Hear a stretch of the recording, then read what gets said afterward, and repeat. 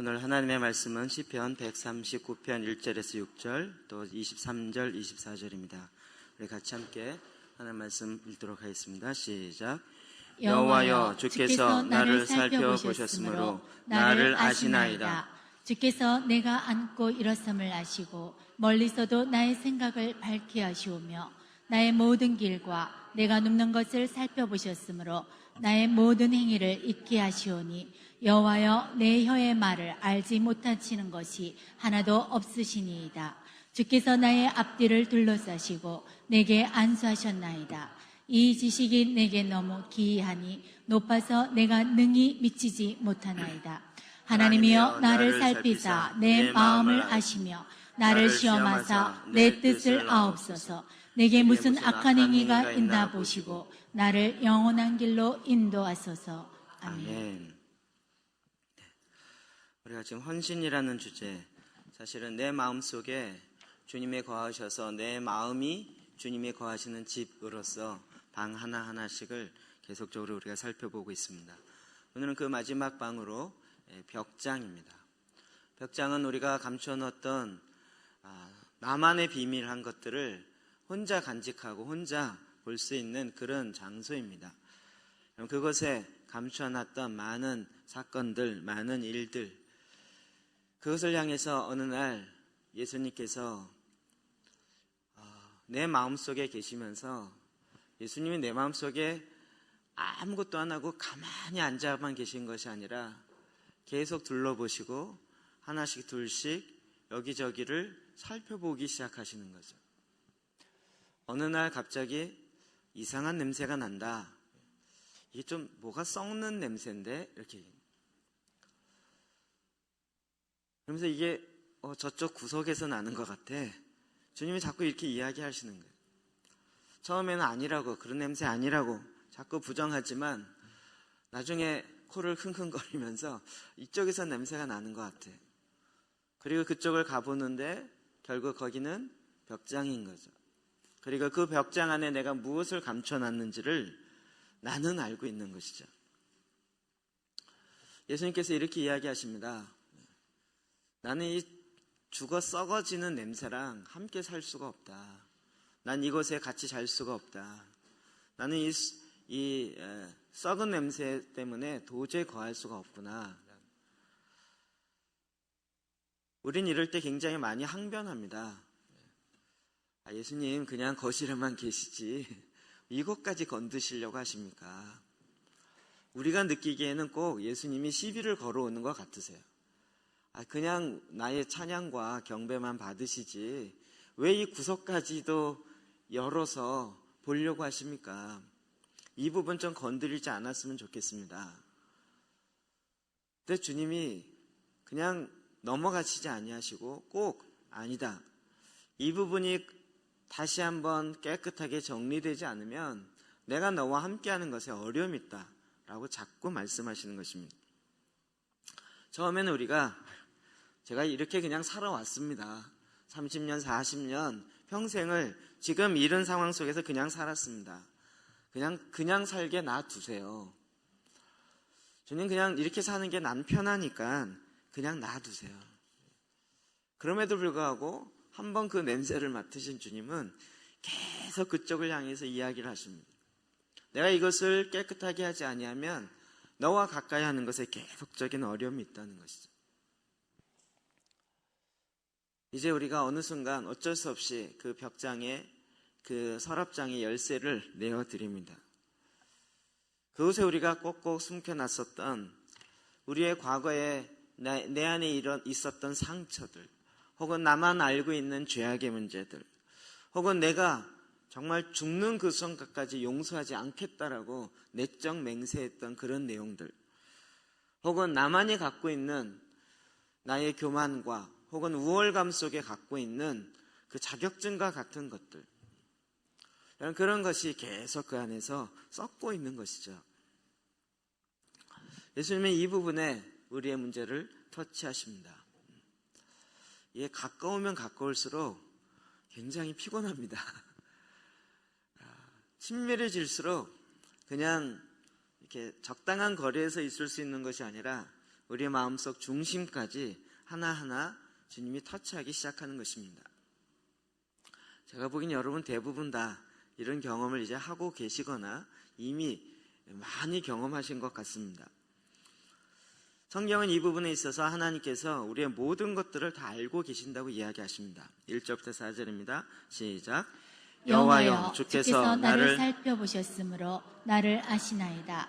주께서 내가 앉고 일어섬을 아시고 멀리서도 나의 생각을 밝히 하시오며 나의 모든 길과 내가 눕는 것을 살펴보셨으므로 나의 모든 행위를 익히 하시오니 여호와여 내 혀의 말을 알지 못하시는 것이 하나도 없으시니이다. 아멘. 주께서 나를 살펴보셨으므로 그냥 우리의 외형만 살펴본 것이 아니라 내 마음 구석구석을 다 살펴보신다고요. 이게 메시지 성경에는 이게 수동태가 아니라 아예 능동태로 표현하고 있어요.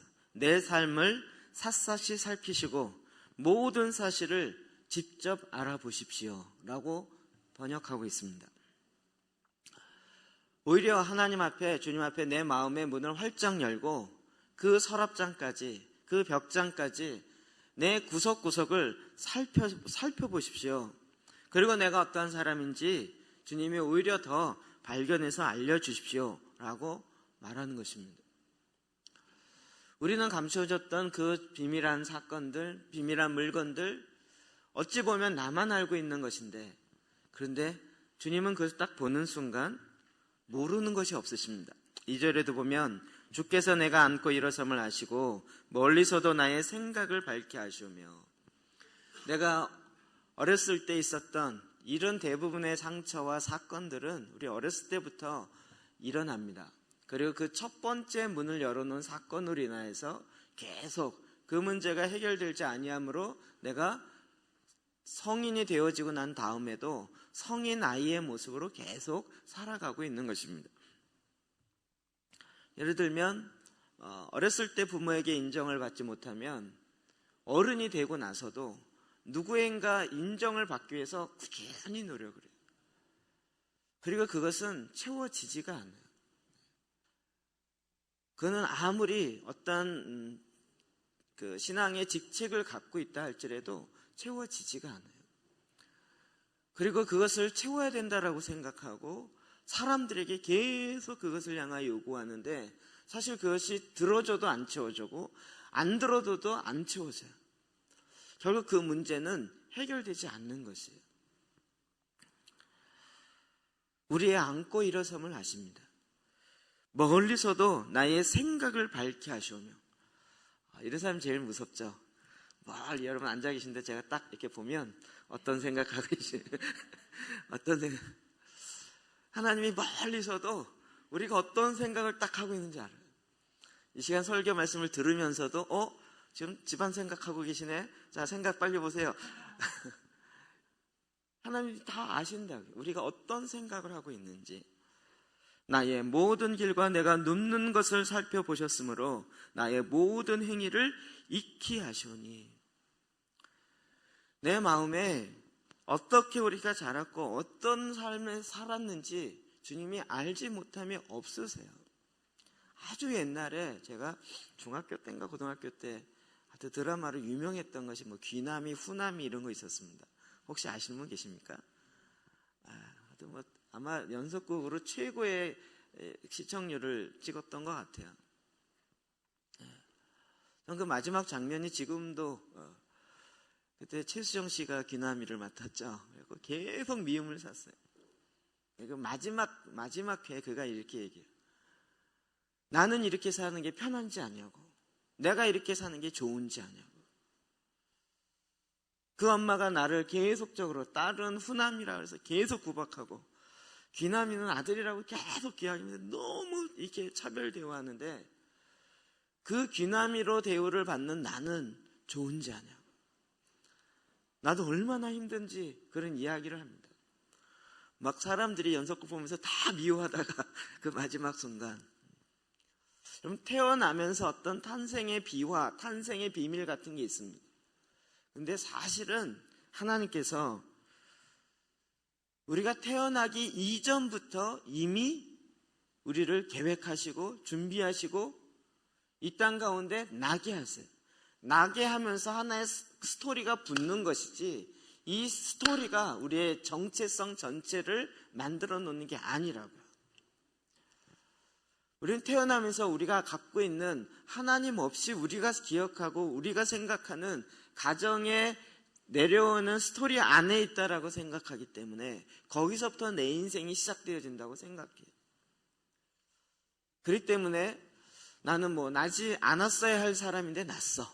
이런 것이 마음속에 딱 들어와요. 왜요? 태어나면서 거기에 붙은 스토리 때문에. 그런데 하나님은 이 모든 것들을 알고 계신다. 어떤 사람은 내가 탄생하는 것을 부모가 기뻐하지 않았어. 내가 딸로 태어나는 것에 대해서 우리 할머니부터 시작해서 기뻐하지 않았어.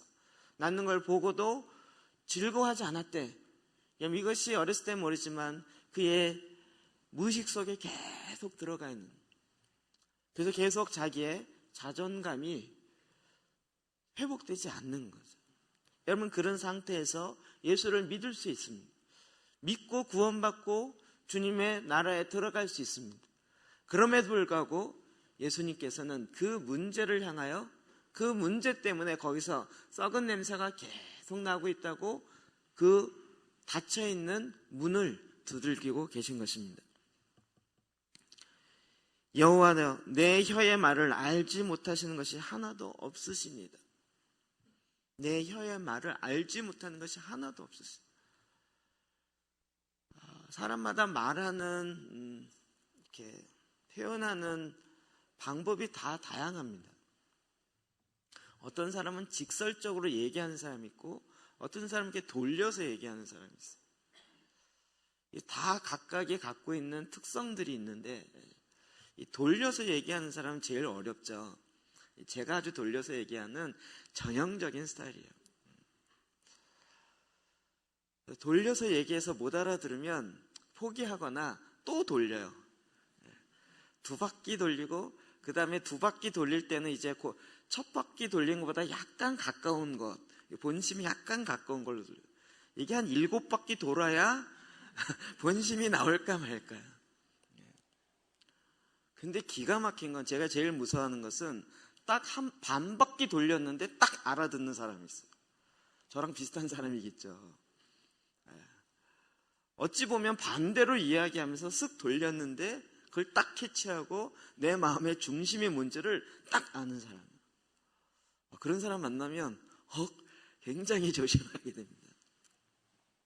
하나님은요, 우리가 돌리기 전에 아세요.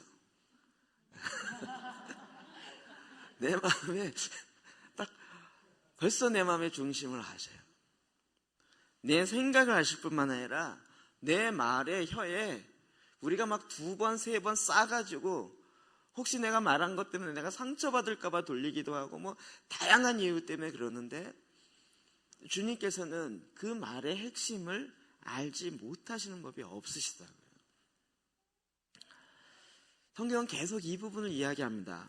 예레미야 5장 1장 5절입니다. 시작.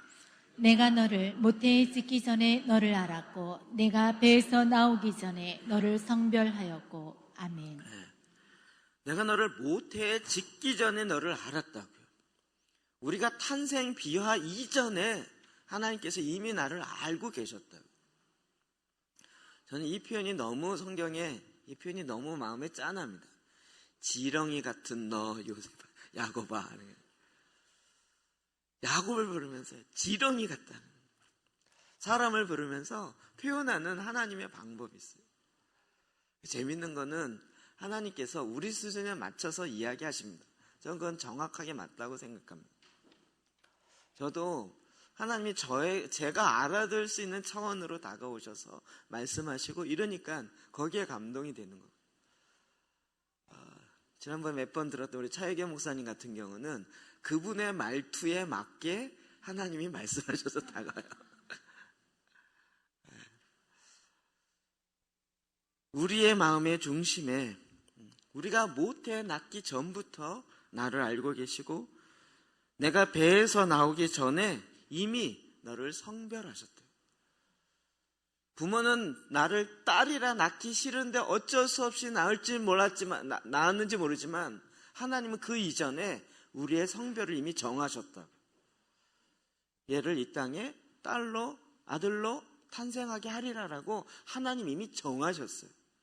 이 정황과 상관없이 우리 부모가 딸이냐 아들이냐 이거 갖고 막 얘기하다가 A 딸이네 A 아들이네 이래가면서 자기네 나름대로 거기다 스토리를 붙인 거에 불과하지, 하나님은 우리가 성별이 결정되기 전부터 이미 정하고 계셨다. 놀랍지 않습니까? 뿐만 아닙니다. 시편 136편 11절 12절 볼까요? 시작. 내가 혹시 말하기를 흑암이 반드시 나를 덮고 나를 두른 빛은 밤이 되리라 할지라도 주에게서는 흑암이 숨기지 못하며 밤이 낮과 같이 비추이나니 주에게는 흑암과 빛이 같음이니이다. 아멘. 내가 흑암 가운데 어두운 가운데 있기 때문에 하나님을 알지 못할 것이다. 하나님 빛이기 때문에. 그러나 빛을 만드신 하나님 뿐만 아니라 어두움도 주관하시는 하나님, 어두운 가운데 있다 할지라도 하나님은 빛 아래에 있는 것처럼 보시는 하나님이시라고요. 우리가 이렇게 상담하다 보면 내가 고난받을 때, 내가 힘들 때 하나님 어디 계셨냐고 이런 이렇게 하소연을 참 많이 합니다. 그때 나를 지켜주시지 왜 안 지켜주시고 나로 하여금 이 힘든 일을 겪게 하셨냐고요. 그런데 나중에 보면 그 순간에 하나님이 함께 계신 것들을 나중에 알고 고백하고 그런 가운데서도 감당하게 하십니다. 그럼 이것이 다윗은 이 인간의 실존에 대해서 정말 뼛속까지도 알고 있는 것 같아요. 그래서 51편 회개하면서 하는 그 문장 중에 이것이 있습니다. 3절입니다. 시작. 물은 나는 내 죄가를 아오니 내 죄가 항상 내 앞에 있나이다. 아멘. 아멘. 다윗 왕이 바세바와 그 범하고 난 사건 이후에 자기의 모습을 보면서 나는 내 죄가를 아오니 내 죄가 어떤지를 안다라고 이야기합니다. 이 메시지 성경에 되게 재밌게 표현했어요. 주님의 세탁기로 내 죄악을 말끔히 제하여 주시소. 내 죄악이 나를 노려보고 있으니 내가 얼마나 악한지 잘 압니다. 내 이 육체에 덕지덕지 붙어있는 먼지처럼 붙어있는 것을 주님의 세탁기로 확 돌려서 맑게 씻겨주십시오. 우리는 굉장히 나는 이런 사람이야 라고 생각하는데요, 사실 대부분 다 그게 가면일 경우가 많죠. 반대의 경우를 이야기해요. 우리는 우리 안에 두 가지의 인간의 성품이 있다는 것을 다 압니다. 정말 부드러운 면이 있는가 하면 정말 무서운 게 있고요. 이 사람이 왜 부드러워요? 무서운 걸 커버하려고요. 부드러움이라는 가면을 쓰고 있는 거예요. 어떤 사람 막 소리를 지르면서 그래요. 늘 결단력 있고 늘 씩씩한 것처럼. 왜 그래요? 그 속에 있는 연약함, 이런 걸 감추려고 표현을 거꾸로 그렇게 합니다. 대부분의 경우에 가면을 쓰고 있어요. 근데 그게 살다 보면 자기가 가면을 가면이라고 생각하지 못하고 이게 자기 진짜라고 생각합니다. 거기다 맞춰서 하는데 어느 날 자기가 가면 쓴 것과는 정반대의 자기가 나와요. 그래서 깜짝 놀라면서 내가 어떻게 이런 모습이 있을까 그러는데, 우리 죄악이 내 안에 있는 다양한 모습들이 우리 안에 있어요. 이제 고등학교 때 실존주의에 침투했던 사람이어서, 인간은 모순 덩어리예요. 나는 늘 원칙적이야. 원칙적인 인간 없어요. 원칙적이길 바라는 인간이지, 그 안에 원칙적인 사람이 나중에는 본인이 원칙을 어겨요. 그러면서도 다른 변명을 대지만 결국은 앞뒤가 안 맞아요. 원칙적인 인간이 아니라 죄인인 인간이에요. 그 죄의 연약함을 감싸고 싶어서 원칙적인 걸로 표현하고 싶은 거죠. 인간 안에 너무나도 모순적인 게 실전적으로 들어가 보면 그 안에 죄로 말미암은 전적 타락, 칼빈주의 5대 교리에 나오는 전적 타락이라는 얘기가 뭐냐면 완전히 타락했다 이 얘기가 아니라 모든 영역에 타락이 다 가미됐다는 얘기예요. 모든 분야에. 나는 의지가 강해, 의지 영역에 100% 타락 이 얘기가 아니고요. 거기에도 타락이 그 전염병처럼 세균처럼 퍼져가지고요. 어떤 사람은 50% 썩어가고 있고 어떤 사람은 70% 썩어가고 있고요. 모든 영역에 다 그렇다는 거예요. 다윗이 이 부분에 있어서 자기 자신의 실제를 너무나도 잘하는 거예요. 그리고 오히려 하나님께 도움을 구하는 거예요. 나의 모든 것들을 다 아시는 주님, 나의 죄악의 먼지털까지도 아시는 주님, 나를 오히려 샅샅이 살펴주십시오 라고 구하고 있는 것입니다. 6절에 이렇게 이야기합니다. 시작.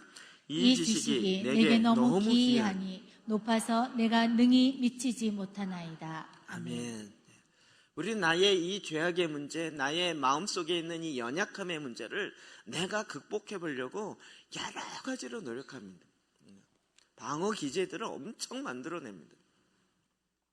나름대로 아까도 얘기한 것처럼 정말 마음 약한 사람은 약한 걸 들키지 않으려고 막 밖에다 막 2중 3중으로 나는 약한 사람 아니야, 나는 강한 사람이야, 나는 확신 있는 사람이야 얼마나 얘기하죠.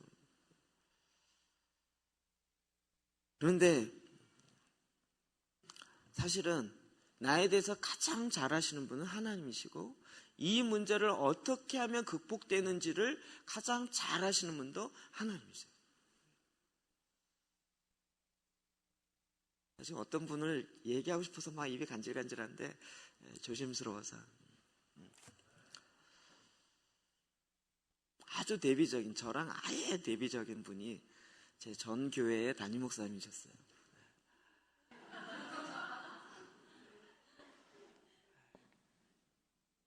완전 한국에 전체적으로 소문나 있어요.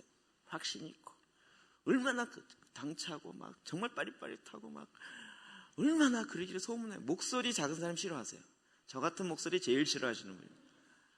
늘 큰 소리로 얘기해야 되고 확신 있게 얘기해야 되고 아니라 그래도 거짓이라 생각해도 확신 있게 얘기해야 됩니다. 부목사 뽑는 기준 중에 하나가 그거였어요. 목소리 커야 된다. 그런데 같이 있어본 분은 알아요. 얼마나 마음이 여리고 약한지. 막 당회에서 막 40명의 장로님들 할게 결정을 했어요. 우리 교회는 이렇게 하기로 만장일치 결정했어요. 그리고 딱 그게 이제 딱 알려주고 났는데 어느 성도 한 분이 전화해서 목사님 어떻게 이럴 수 있어요? 전화 한 통에 모든 게 확 뒤집어져요. 확 뒤집어져요. 한 영혼에도 실족하면 안 된다는 그 마음에 그 연약함, 정말 이런 뭐랄까, 사람은 누구나 다 이런 두 면이 있다고요. 우리는 늘 한 면만 보여. 외형적으로 보여지는 한 면이에요. 근데 하나님께서 이것을 고치시는 하나님의 방법이 있어요. 기가 막힌 하나님은 내가 이걸 고치려고 하는 것보다 하나님께서 행하시는 거예요. 이사야 55장 8절 9절 시작. 이는 내 생각이 너희의 생각과 다르며 내 길은 너희의 길과 다름이라. 여호와의 말씀이니라. 이는 하늘이 땅보다 높음 같이 내 일은 너희의 길보다 높으며 내 생각은 너희의 생각보다 높음이니라. 아멘. 우리는 자꾸 하나님 이렇게 해주세요 저렇게 해주세요 이런 생각이 있는데요, 이게 처음에는 하나님이 들어주시는 것 같은데 가면 갈수록 하나님의 생각이 있다는 걸 우리가 알게 돼요. 나를 향한 하나님의 뜻이 있다는 걸 알게 돼요. 하나님을 향한 내 생각 말고요. 처음엔 이것만 해도 야 기특하다, 네가 내 생각까지 하니? 이럴 정도 하는데 어느 정도 성숙하고 어느 정도 지나가면 너의 생각 말고 너를 향한 나의 생각이 있단다. 그 하나님의 생각은 우리의 생각과 달라요. 내가 나를 생각하는 것보다 하나님이 나를 생각하는 것이 훨씬 달라요. 그리고 그것이 더 완벽해요. 더 온전해요. 어떤 건 인정하고 싶지 않지만 그러나 하나님 그렇게 나에게 다가오실 때가 많이 있어요. 하나님의 길은 우리의 길과 달라요. 우리는 늘 하나님 앞에 하나님 이렇게 저렇게 해서 이렇게 해주세요. 기도를 더 구체적으로 할수록 하나님 이번엔 날씨는 이렇게 해주시고요. 뭐는 이렇게 해주시고요. 저건 저렇게 저건 이렇게 해주세요. 우리가 그 길을 다 만들어 놓고 하나님 이렇게 해주세요. 근데 비가 왕창 와요. 그럼 우리는 하나님의 응답 안 해주셨다라고 생각해요. 하나님의 길은 우리의 길과 달라요. 우리는 고난이 없기를 원해요. 그런데 하나님은 고난이 우리에게 어떠한 유익을 주는지 아세요. 그래서 우리 인생에 고난을 허락하실 때가 많아요. 우리가 지금도 굉장히 이렇게 말씀에 있으면서도 잘 알지 못하는 것 중에 하나는 뭐냐면 로마서 11장 33절부터 나오는 깊도다 하나님의 지혜와 지식의 풍성하며 그의 판단은 헤아려지지 못할 것이며 그의 길은 찾지 못할 것이로다. 하나님의 지혜가 얼마나 깊은지 못 찾는다는 거예요. 이게 뭐와 관련됐어요? 유대인들과 관련돼요. 하나님이 이방인들을 구원하시고 유대인들을 미련하게 하셨어요. 그 다음에 3, 4절 보면 로마서 11장 3, 3절 누가 주의 마음을 알았었느냐 누가 그의 모사가 되었느냐. 하나님께서 유대인의 눈을 어둡게 해요.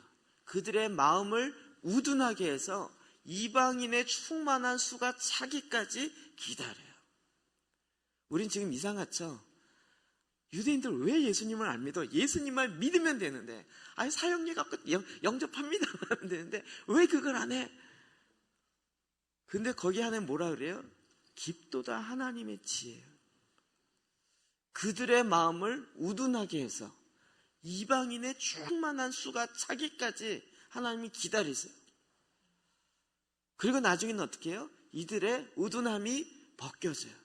수건을 벗은 것 같이 벗겨져서 이제는 이방인들도 예수 그리스도를 통하여 하나님의 자녀가 되어지고 유대인들도 예수 그리스도를 통하여 하나님의 자녀가 되어지는 한 세 사람의 일을 만들어내요.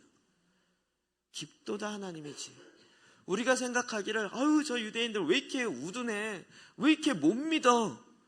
라고 막 비판하고 있는데 하나님 뭐라 그러세요? 너희를 위한 거였어 이렇게 얘기하는. 우린 그게 잘 동의가 안 되는 부분이 있죠.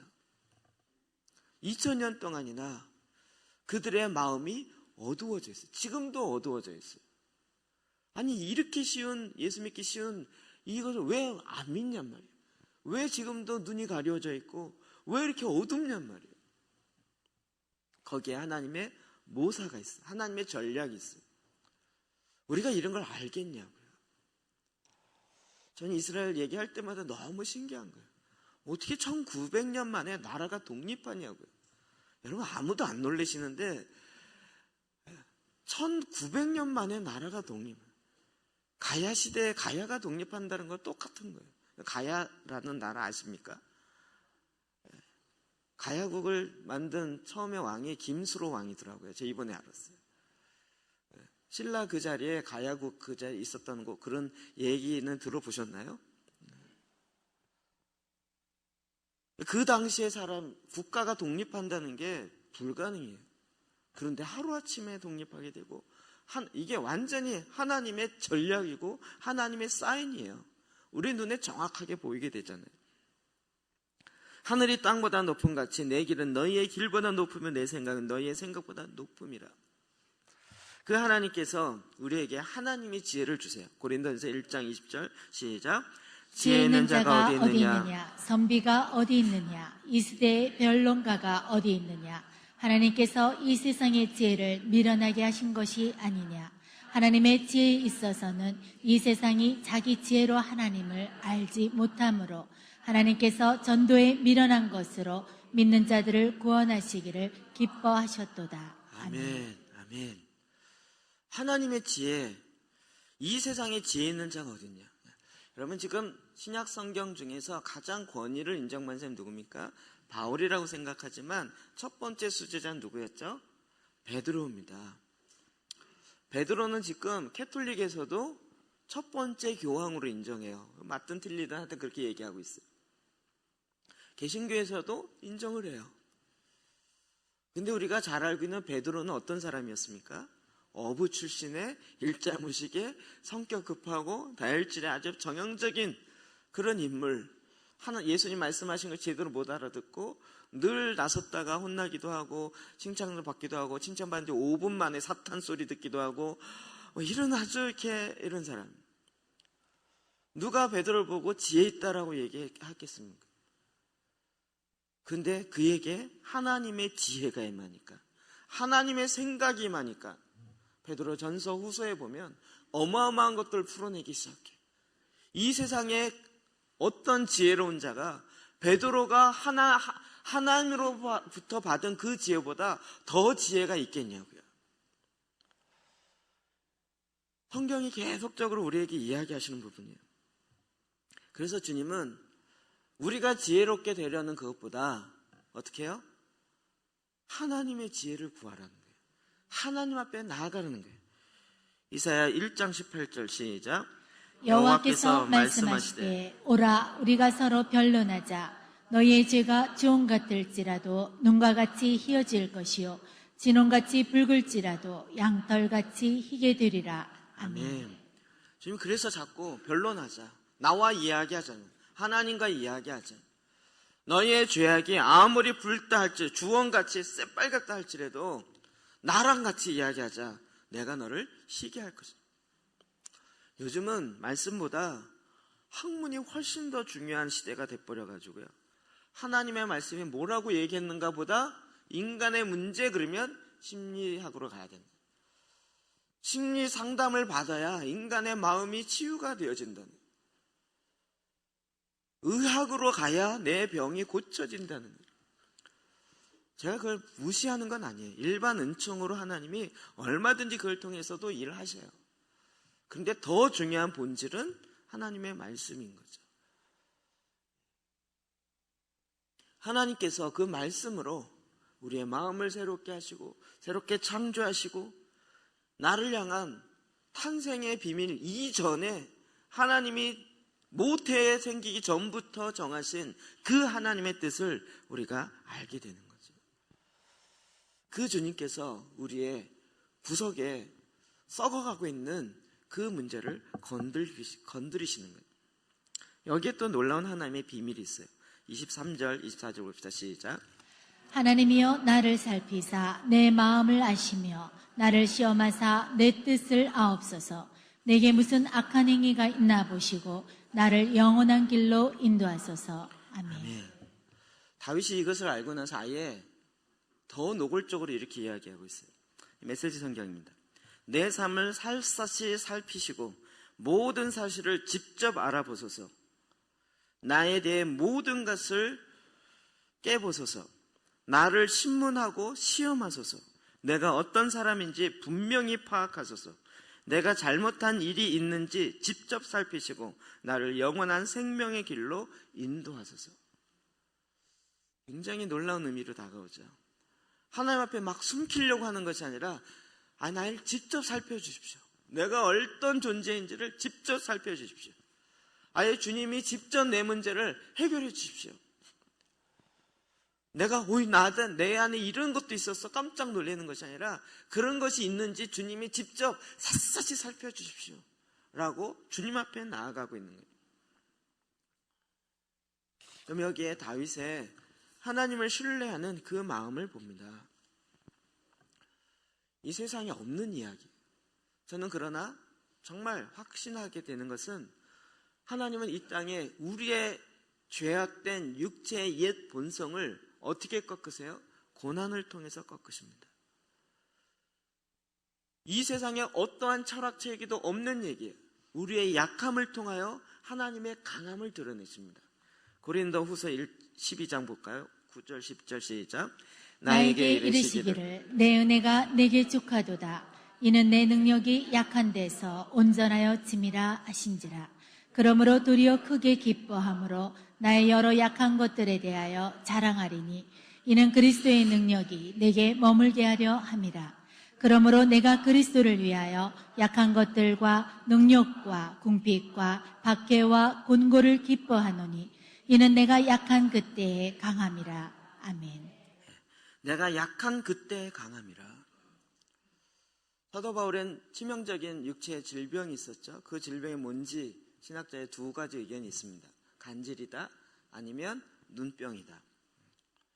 그럼 두 가지 다 문제된다는 거 아시죠? 제가 몇 번 이야기 드렸어요. 간질이란 뭐죠?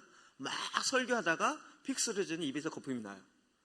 그럼 이런 분의 설교를 들으시겠어요? 그의 어마어마한 치유의 능력과 어마하는데 정작 자기의 병은 못 고쳐요. 그럼 여러분 뭐라 그러시겠어요?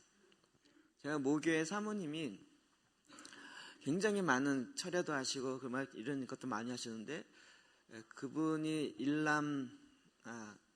딸만 5자매 막내인데요. 제일 먼저 돌아가셨어요. 그 첫째 되신 분이 그 교회를 개척하시고, 그러면서 맨날 아프셔갖고 골골거렸는데, 병든 사람에게 기도하면 병이 많이 나요. 근데 정작 자기의 질병은 안 고쳐져요. 그냥 사람들이 계속 지병은 못 고치면서 왜 남병은 고친다고 그러면서 그러냐, 그러면서 신뢰하지 않는 이야기를 많이 했어요. 바울도 그러지 않았을까요? 아니면 눈에 있는 병이에요. 뭐냐면 안구가 딱 봤는데 검은 동자가 없이 다 하얀 동자. 그런 분이 서서 이야기한다면 여러분 그 말씀 들으시겠어요? 사도 바울이 이것 때문에 3번씩이나 간절히 고쳐주길 기도했어요. 하나님 뭐라고 하셨어요? 내 은혜가 내게 족하다. 내가 고쳐주지 않겠다고 하는 거예요. 그럼 이게 이해가 되세요? 아니, 믿는 자에게 이런 표적이 따른다 그러면서 손으로 얹어서 병을 고치고 귀신을 내어쫓고 이것도 많이 했고 했는데 정작 자기는 이 질병이 떠나가질 않는 거예요. 어떤 거든지 치명적이에요. 내 은혜가 내게 족하다는 거예요. 그것을 사도 바울이 받아들여요. 내가 뭘 기뻐해요? 나의 약함을 기뻐한다고요. 약한 것들에 대해 자랑한다고요. 이는 그리스도의 능력이 내게 머물게 하려 함이라. 그래서 그리스도를 위하여 약한 것, 능력받은 것, 궁핍한 것, 박해받은 것, 곤고한 것을 기뻐한다. 이건 세상에 없는 하나님의 지혜예요. 내 약함을 통하여 하나님의 강함이 드러나요. 여기에 우리가 선택해야 되는 거죠. 내 약함을 감추면서 평생 살기를 원하십니까? 아니면 내 안에 예수 그리스도가 드러나길 원하십니까? 둘 중에 하나를 선택하라면 여러분 어떤 거 선택하겠습니까? 예수의 능력 드러나지 않아도 괜찮으니까 내 약함, 내 이 치부를 들추지 마십시오. 이걸 선택하시겠습니까? 이걸 선택하면 하나님의 강함도 능력도 안 나타나요. 반대로 하나님 내 약함이 드러나도 좋습니다. 내 삶의 목적은 내 안에 예수 그리스도로 말미암은 것이니 내 약함을 통하여 하나님의 강함을 나타내십시오. 사람들이 아니 너는 다른 사람 병을 고치면서 왜 네 병을 못 고치냐 이럴 때 뭐라고 얘기해요? 맞습니다. 병을 고치는 건 내가 하는 것이 아니에요. 오직 하나님이 행하시는 것입니다. 나는 완전한 자가 아닙니다. 내 약함을 통하여 오히려 하나님의 강함이 드러내신다고 하나님은 나의 약함을 사용하시는데 내 약함이 사용받는 것 자체만으로 나는 너무 기쁩니다. 이렇게 대답한다. 그래서 주님이 우리의 마음속에 정말 꼭히 숨겨놓은 그 썩어가고 있는 것을 탁 건드리시는 거예요. 이게 너의 가장 약점일 텐데 그것을 내가 건드린 그 약함을 통하여 나의 강함이 드러내기 원한다는 거죠. 어려운 얘기 아니죠. 우리 이런 찬양 많이 했어요. 약할 때 강함 대신에 나의 보배가 되신 주. 이 찬양 의미를 아시고 불렀는지 잘 모르겠어요. 약할 때 강함 대신에 나의 보배가 되신 주 나의 모든 것. 내가 약할 때 강함이 되신다. 그럼 이걸 인정하시고 찬양하신 거예요? 이런 찬양 몇 개 더 있어요. 약한 나로 강하게, 가난한 날 부하게. 약해졌는데 이제 강하게 만들어졌다는 게 아니라 약한 내 안에 그냥 약함으로 있는데 하나님 나를 그 안에 하나님의 강함이 드러나게 하시는 거예요. 그럼 이것이 주님께서 우리의 마음을 터치하시는 분이에요.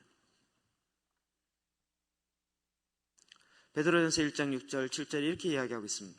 그러므로 너희가 이제 여러 가지 시험으로 말미암아 잠깐 근심하게 되지 않을 수 없으나 오히려 크게 기뻐하는도다. 너희 믿음의 확신함은 불로 연단하여도 없어질 금보다 더 귀하여 예수 그리스도께서 나타나실 때 칭찬과 영광과 존귀를 얻게 할 것입니다. 베드로가 이걸 깨달은 거예요. 초대교회 엄청 밖에 1차 밖에 2차 밖에 3차 밖에 정말 사람이 상상할 수 없을 정도로 예수 믿는 것 때문에 손가락 하나씩 자르기 시작하고 부모 앞에서 자식들 앞에서 부모를 죽이기 시작하고 어마어마한 일들이 일어나기 시작하는데 그걸 들으면서 사도 바울이 베드로가 뭐라 그래요? 여러 가지 시험으로 말미암아 잠깐 근심하지 않을 수 없지만 내가 오히려 크게 기뻐한대요. 그 박해를 통해서 오히려 하나님의 영광과 존귀와 칭찬이 너희 안에 드러날 것이기 때문에. 베드로가 이걸 깨달은 거예요. 어마어마하죠. 하나님 이 박해를 걷어가게 해주십시오. 왜 우리로 하여금 이 고난 가운데 있게 하십니까? 이러지 아니하고 오히려 그 박해를 통하여 하나님의 존귀함이 그 안에 여러분 안에 드러난 것으로 인하여 기뻐한다는 거예요. 우리가 잘 아는 빌립보서 3장 4절 5절에도 그러나 나도 육체를 신뢰할 만하니 만일 누구든지 다른 이가 육체를 신뢰할 것이 있는 줄로 생각하면 나는 더욱 그러하니라. 나는 8일 만에 할례를 받고 이스라엘 족속이여 베냐민 지파여 히브리인이여 율법으로는 바리새인이요. 자기가 육체를 자랑한다면 나도 자랑할 만하다고요. 그런데 나는 그걸 자랑하지 않겠다고요. 그가 학벌로 보나 여러 가지 사회적 지위로 보나 뭘로 봐도 결코 세상으로 볼 때도 뒤지지 않는 자라고요. 그러나 무엇이든지 내게 유익하던 것을 내가 그리스도를 위하여 다 해로 여길 뿐더러 또한 모든 것을 해로 여김은 주 예수 그리스도를 아는 지식이 가장 고상하기 때문이라. 내가 그를 위하여 모든 것을 잃어버리고 배설물로 여김은 그리스도를 얻고 그 안에서 발견되려 함이니. 그리스도를 얻고 그 안에서 내가 발견돼요. 예수 그리스도 안에 있는 내가 발견돼요. 주님이 그래서 우리의 가장 연약한, 가장 치부를 탁 건드리시는 것은 우리의 연약함을 통하여 하나님의 강함을 우리 가운데 부여하고자 하는 하나님의 놀라우신 하나님의 지혜요, 하나님의 모략인 것입니다. 그래서 그 부분을 주님 앞에 나 고백하라고. 요한일서 1장 9절 시작.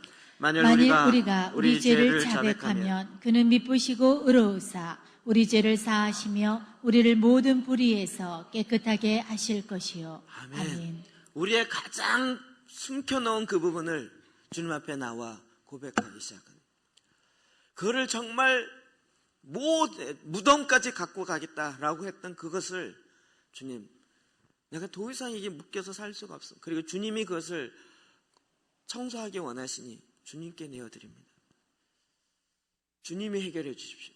나는 그냥 묻어두는 거 말고는 해결할 방법이 없습니다. 이 세상 사람들 다 대부분이 묻어두는 거예요. 잊어버리거나 묻어두거나 세월이 지나면 세월이 약이라고 그러면서 뭐 해결된다는 거예요. 근데 주님은 그렇지 않아요. 나에게로 갖고 와요. 내가 가서 내가 청소하고 내가 새롭게 하겠다. 그것을 내놓을 때요. 우리가 이 상담하다 보면 상담적 용어가 몇 가지 있죠. 좀 야한 용어지만 벗은 만큼 자유로워진다는 거예요. 내가 내 부끄러움을 고백한 것만큼 내 자신은 자유로워져. 이게 처음에는 무슨 말인지 이해가 안 돼요. 이게 숨겨놨던 것을 이야기하려고 그러면 정말 내가 사회적으로 매장당하는 것 같고 그런 느낌들이 자꾸 일어나요. 근데 그것이 주님 앞에 고백되어지고 주님 앞에 이야기될 때 주님이 그 주원과 같은 죄악이라 할지라도 눈과 같이 깨끗하게 주님의 방법, 하나님의 방법으로 씻기신다고요. 그래서 주님이 우리의 연약함을 탁 건드리시는 거예요. 여기가 썩고 있다는 거예요. 이 썩고 있는 것 때문에 네가 지금 나의 안으로 하나님의 능력의 그 안으로 들어가질 못한다는 거예요. 이제 여기에 문을 열어라. 네가 꼭꼭 숨겨놓았던 이 장롱문에 이 서랍장의 문을 나에게 열어라. 그것이 열려지고 그것이 네가 자유롭게 되어질 때 너의 연약한 가운데 나의 강함이 드러나리라. 하나님께서 오늘 저와 여러분 가운데 이 말씀을 줍니다. 그럼 제가 이 내 마음 그리스도의 이제 조그만 요소점이에요. 두께 보이십니까? 요거 한 방 하나씩 이렇게 제가 설명드린 겁니다.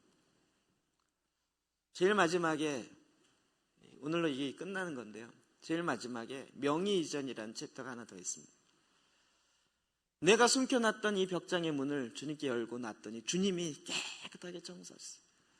내가 정리하고 내가 한 것보다 더욱 깨끗하신 거예요. 그래서 이 사람이 드디어 주님이 말씀하지도 않았는데 주님 이것도 주님이 해주세요. 내 장롱 안에 있는 외상장부 꺼내놓고 내 장롱 안에 있는 내 경제적인 것까지 다 꺼내. 이거 내가 좀 이렇게 뻥튀기 해서 해보려고 그러는데 이게 도저히 안 되네요. 주님의 경제 관리를 해주세요. 주님의 방법으로 해주세요. 내가 사람들에게 좋게 보이려고 했던 내 많은 가면들 다 주님께 드리면서 주님이 해주세요. 주님이 너무 기뻐하세요. 내가 너를 창세 이전에 갖고 있었던 원래 원형대로 다시 회복하기를 기뻐하시는 거예요. 우리를 괴롭히려고 우리의 연약함을 건드리는 것이 아니라 우리로 하여금 다시 그리스도 안에서 온전케 되어지고 예수 그리스도 안에서 발견되어지게 하려고 내가 나를 발견하는 것보다 주님에 의해서 내가 발견되어지는 그 모습으로 되어지는 거예요. 저는 굉장히 자존감 낮은 사람이고 정말 이렇게 사람들 앞에 설교한다는 건 제 인생에 있을 수 없는 이야기. 제 자라온 배경으로 볼 때. 그러나 하나님이 그리스도 안에서 저를 보면 볼수록 이것 때문에 지금 돌이켜보니까 그런 거예요. 하나님이 이 일을 하려고 그때 그 고난을 통과하게 하셨구나. 한 번 경험한 건 그 다음부터는 별로 두렵지가 않아요. 하기 전 굉장히 어렵죠. 한 번 통과하고 나면 그 다음부터는 그런 거 와도 얼마든지 해. 좀 어려움이 있을 수 있지만 이게 훈련의 효과겠죠. 하나님이 내 그때 실수하게 놔두신 것이 오히려 나로 하여금 이제는 내 연약함을 알게 하시고 나의 완벽함을 통하여 하나님의 영광 받으시는 것이 아니라 내가 불완전하고 완전하지 못한다 할지라도 하나님은 얼마든지 영광을 받으실 뿐더러 내 연약한 가운데 하나님의 영광과 존귀가 드러나게 하세요. 저는 이것이 더 기쁘고 이것이 더 즐거워요. 말 잘하면 어떠한 사람으로서가 아니라 말을 못한다 할지라도 그 가운데 하나님이 일하시고 하나님이 역사하세요. 내 약함을 통하여 하나님의 강함이 드러내시길 원하신다면 주님, 내 약함을 이제 내가 숨겨놓지 않겠습니다. 주님께 올려드리겠습니다. 주님이 쓰십시오. 그럴 때 거기서 갖는 자유함이 있어요. 거기서 갖는 하나님의 능력의 풍성함을 누리게 돼요. 비록 내 주머니에 돈이 없어도 나는 부한 자의 그 마음을 얼마든지 누릴 수 있어요. 다른 사람과 더 이상 비교하지 않아도 되어지는 이 자유함이 있어요. 완벽하지 않아도 내 안에 얼마든지 기쁨이 있고 여유가 있는 이 완벽주의로부터 벗어날 수 있는 하나님의 자유함이 있어요. 주님은 그쪽으로 우리를 이미 만드셨고 우리 안에 있는 것들을 회복하게 하시는 것입니다. 오직 예수 그리스도를 믿음으로 말미암아 그리스도 안에서 내가 발견되어지는 이 비밀을 보는 것입니다. 그러기에 저와 여러분은 충분합니다. 충분합니다. 내가 나를 보는 것보다 하나님이 나를 보는 것이 100배, 1000배, 10,000배, 아니 1억 배 정확합니다. 우리는 단지 그리스도 안에 그 동일한 믿음으로 말미암아 하나님께로 난 그 의, 그 믿음으로 말미암아 그리스도와 함께 살아가는 이 기쁨을 내가 평생 영원토록 누리게 되는 것입니다. 이게 단단한 음식을 해도 장성한 자가 되어서 뼈라도 확 과먹기 바랍니다. 고난을 콱 과보세요. 24시간 36시간 쿡 한번 과보세요. 거기서 진국이 나오고 내 연약함, 내 고난, 내 어려움 속에 거기에 하나님의 능력이 나타나기 시작합니다. 세상에 절대 없는 지혜입니다. 하나님의 지혜입니다. 그래서 그리스도 안에서 모든 것이 다 예가 되느니라.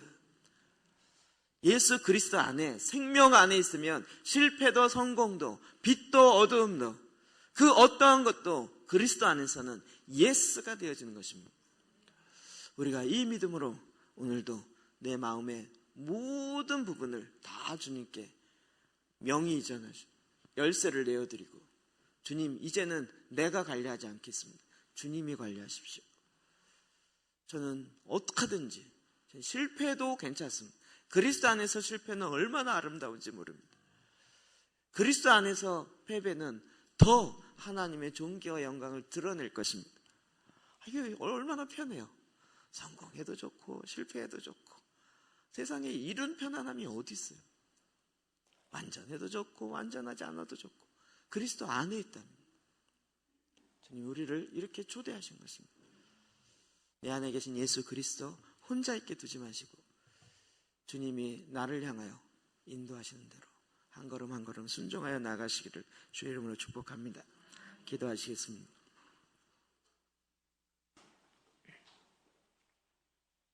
하나님, 이 시간 저희가 주님 앞에 나아가 기도하기 원합니다. 하나님, 아버지